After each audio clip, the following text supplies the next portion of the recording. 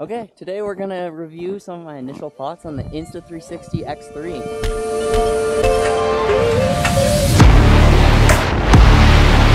Alright, drop!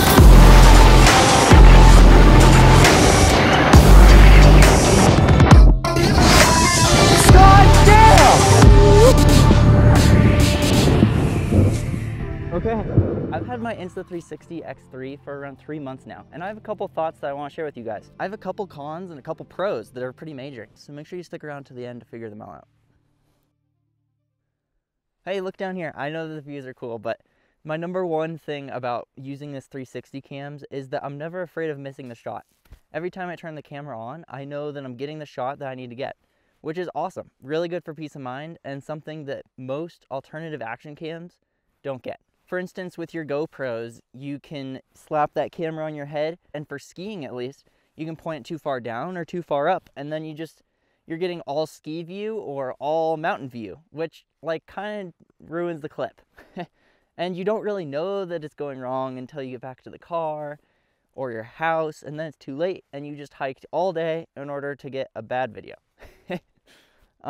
Whereas with the 360 cam, I don't have to worry about that anymore. I can throw it on my head and I know that it's gonna get my clips of my skis. I can reframe it however I want and it's gonna work out, which is awesome.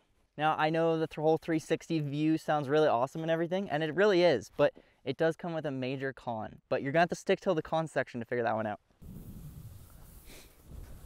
I know we all have had nightmares about hearing this sound, but with the Insta360 cam, that really isn't a problem anymore.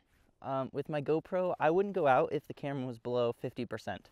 I would just leave it home. But with this 360 cam, I've been able to bring it on missions at 20%, 30%, and I'm not worried about it. You do have your limits. The camera doesn't have unlimited battery, but it does so much better in the cold and weather and just every conditions than the GoPro ever did for me. So the battery life is definitely my second major pro. I'm super in love with the battery life on this camera. And actually this morning I realized the camera was at like 20% or something. And I just wanted to make sure that it wasn't gonna die, and I plugged it in and it was fully charged in like 20 minutes or something, which is crazy. And if you are worried about batteries, the 360 cams have detachable batteries, just like the GoPros. And so you can pop that battery out and throw in your spare if you really want to, but I've never ran into that problem. So that is my second favorite feature. Let's move on to that third.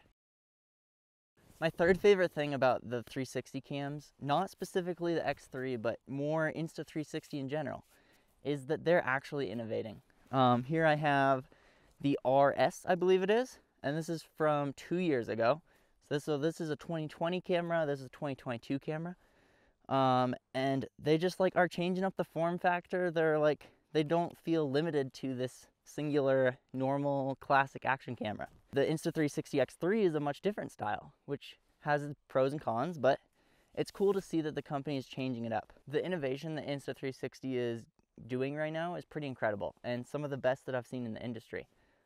Most cameras, I wouldn't be able to tell the 2020 version from the 2022 version, but I can honestly say, just putting these two clips next to each other, that I can tell a difference. There's a quality upgrade, there's a low light ability upgrade, there's a lot of noticeable changes that aren't just like numbers on a piece of paper, which is really cool to see. So that's my third and final pro that I want to talk about for the 360.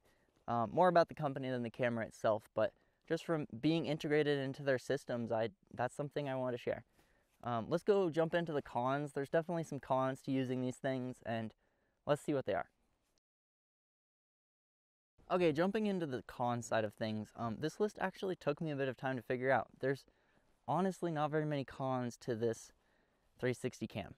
It has a lot of strengths, and I could have honestly gone on all day about them. I did figure out a couple though. So the first one that I want to start off with is that as you start zooming in, and I'll kind of demonstrate this for you guys, but as you start zooming in, you start losing quality. So when I'm up close like this, the quality is cool. It's really good. I might be a little warped right now, but it's shooting in 5.7K right here. So you can see as I start backing up here and I have to zoom in on this camera, you can see that the quality is dropping. You start to see more pixels, it's not as crisp looking, and that's just due to the nature of how these cameras work. So as I get closer here, you can see it starts to look a little bit better.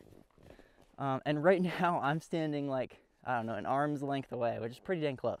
So that is definitely a con that I have found, is that as you zoom in, it does get less crisp. But I think that's kind of where the RS comes in, if you want to stay in the Insta360 ecosystem. It has that 360 mode, but it also has a singular lens mode, like a whole attachment that you put in. And it makes it look a lot more crisp and more similar to a GoPro. It takes away the 360 functionality, but you're staying on the same body, which makes it a lot more affordable. The next downside that I have noticed is that I'm a little bit scared of breaking these lenses. If you can, I'll show you guys a clip, but this body is kind of like a big square, and then it has two big like bubble lenses popping out, which is a little bit scary. Like if I were to drop it or something, then that lens is gonna get scratched and that negates the whole camera. I haven't had that be a problem yet, but that is definitely something that's on mind as I'm using the camera. My third disappointment really is that this is the end of the video. I honestly feel like I could talk about this camera all day. It has created an enormous fan out of me. And this video isn't sponsored or anything. I just seriously love this camera and want to share the capabilities and spark that it's brought to my creative capabilities. So if you guys are interested in amateur or even professional videography or just action cameras, then I highly recommend that you guys check out this camera and see what the capabilities.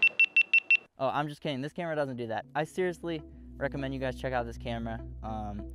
It has really changed the game for me, and I enjoy creating video with this thing. Whereas GoPros and other action cameras, I just feel like I bring it out because I need to. Whereas this thing, I've had a lot of fun trying out new angles and just getting creative with it. It really has opened up a whole nother world. So if you guys want to check out another video, just click on this link up here, and I'll see you guys on the next one. Thank you so much for watching.